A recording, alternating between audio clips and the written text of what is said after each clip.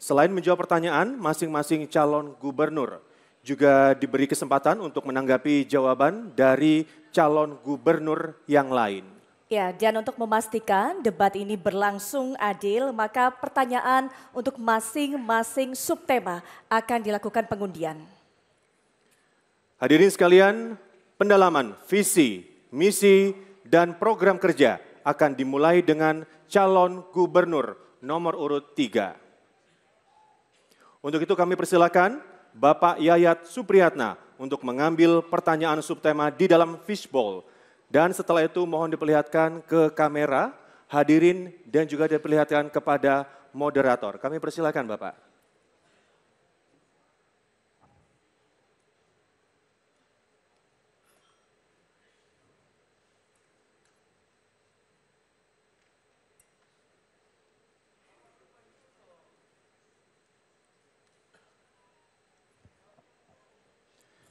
Dan subtemanya adalah Kota Layak Huni dan Penataan Ruang Terbuka Hijau.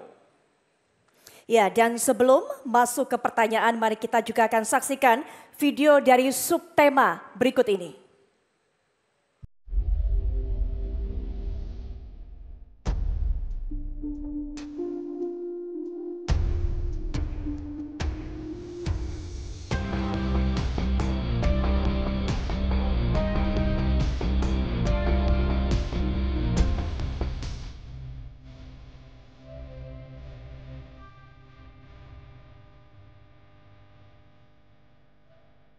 Kalau yang saya lihat ruang hijaunya mungkin lebih dimanfaatkan lagi lahan-lahan yang sudah ada.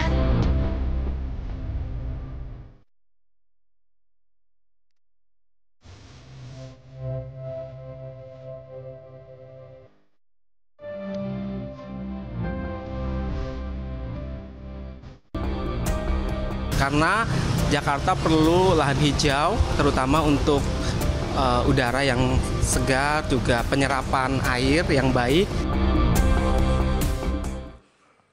Dan selanjutnya kami persilakan kepada Bapak Anton Aliabas untuk mengambil undian daftar pertanyaan dari fishbowl dan kemudian diperlihatkan ke kamera, hadirin dan juga kepada kami selaku moderator. Dan undian yang diambil adalah huruf B. Itu artinya adalah amplop B untuk subtema Kota Layak Huni dan Penataan Ruang Terbuka Hijau. Saya akan ambil amplopnya. Amplop masih tersegel, itu artinya pertanyaan masih belum dibuka dan masih terjamin kerahasiaannya. Dan kita akan membacakan pertanyaan yang masih disegel dan kami ingatkan kepada calon gubernur untuk mendengarkan dengan seksama, karena pertanyaan hanya akan dibacakan satu kali saja.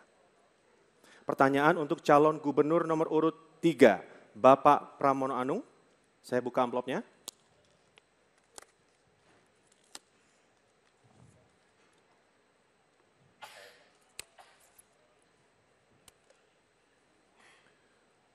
Untuk mencapai kota yang layak huni, Jakarta mengalami kondisi penurunan permukaan tanah yang semakin parah. Hasil pengukuran ITB dan Dinas Sumber Daya Air Pemprov DKI Jakarta pada tahun 2023 menunjukkan laju penurunan permukaan tanah bervariasi hingga 10 cm. Salah satu solusi yang dipikirkan adalah pembangunan tanggul laut raksasa. Selain efektivitasnya diragukan dalam jangka panjang, sejumlah riset memprediksi tanggul laut raksasa ini dapat memperparah banjir di kawasan pesisir, rusaknya ekosistem, serta potensi kerugian ekonomi di sektor perikanan hingga penurunan kualitas air laut. Pertanyaannya, apa sikap Anda terkait rencana proyek pembangunan tanggul laut raksasa tersebut? Waktu Anda menjawab 2 menit, dimulai dari Anda berbicara, dan untuk itu kami persilahkan. Giant Seawall Project sudah masuk PSN, sehingga dengan demikian saya sebagai gubernur, pasti saya akan taat azas, mengikuti apa yang menjadi keputusan pemerintah pusat.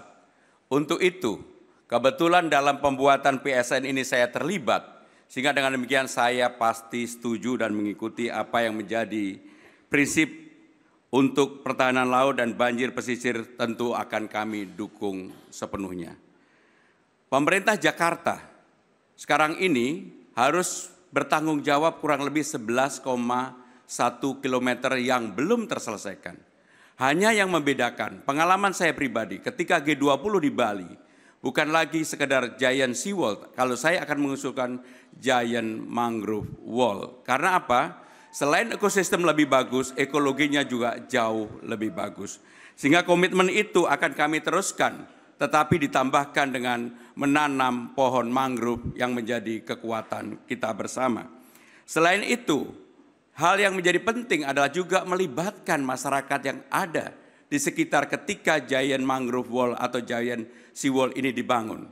Saya pada saat yang lalu bersama dengan Presiden Jokowi, saya berkunjung ke Belanda mendampingi Presiden Jokowi. Tujuannya adalah berkaitan dengan giant sea wall.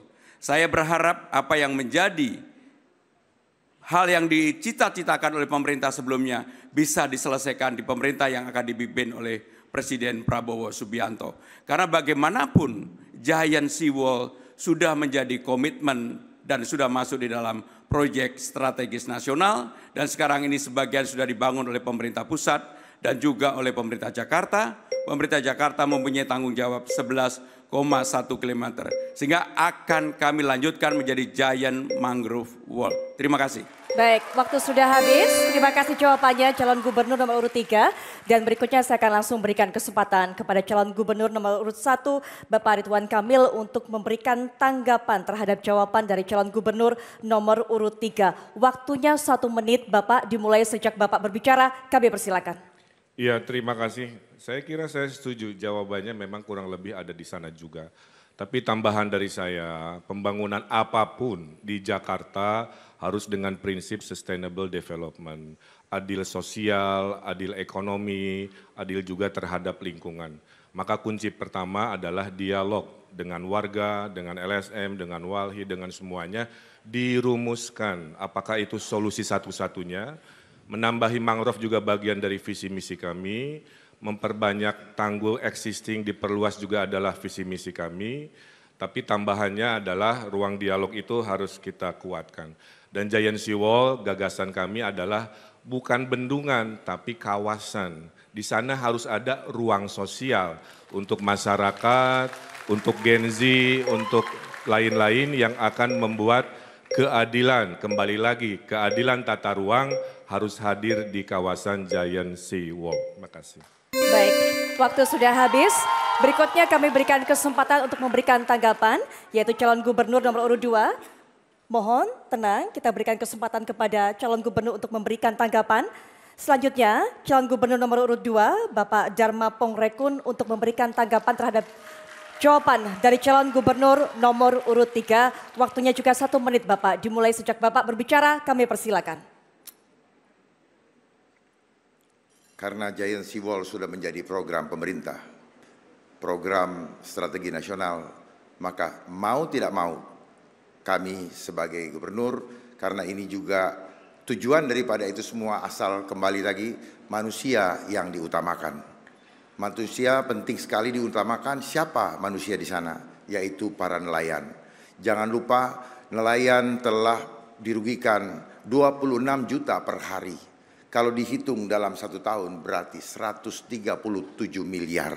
Oleh sebab itu kami menyarankan silahkan dilanjutkan, tetapi ingat masyarakat nelayan wajib diberikan ganti rugi setiap tahun 137 miliar. Terima kasih, semoga didengarkan oleh pemerintah pusat. Baik, ada waktu tersisa, masih mau ditambahkan? Baik. Sudah habis waktunya, berikutnya juga kami persilakan kepada calon gubernur nomor urut 3, Bapak Pramono Anung, untuk bisa merespon tanggapan dari masing-masing calon gubernur nomor urut 1 dan nomor urut 2. Waktunya juga sama Bapak, 1 menit sejak Bapak berbicara, kami persilakan. Saya tidak melihat ada perbedaan prinsip yang disampaikan oleh Kang Emil maupun Bung Dharma. Jadi saya akan membuka ruang dialog yang selebar mungkin dan tadi sudah saya sampaikan di awal, terutama bagi masyarakat pesisir, yaitu nelayan dan juga kelompok pesisir. Dan kami meyakini kalau ruang dialog itu terbuka lebar, musyawarah diadakan, apa yang menjadi keluhan utama dan terutama bagi masyarakat yang ada, dan kemudian juga pemerintah pusat dan pemerintah Jakarta betul-betul memenuhi apa yang menjadi harapan, keinginan dari para nelayan. Saya yakin proyek ini yang sudah menjadi proyek strategis nasional akan bisa dibangun, karena memang sekarang ini sudah dimulai dibangun. Pemerintah Jakarta harus melanjutkan 11,1 km untuk menyelesaikan proyek Giant Seawall ini. Terima kasih. Baik, terima kasih, waktunya sudah habis. Baik, boleh kita berikan apresiasi untuk calon gubernur nomor urut 3, silakan.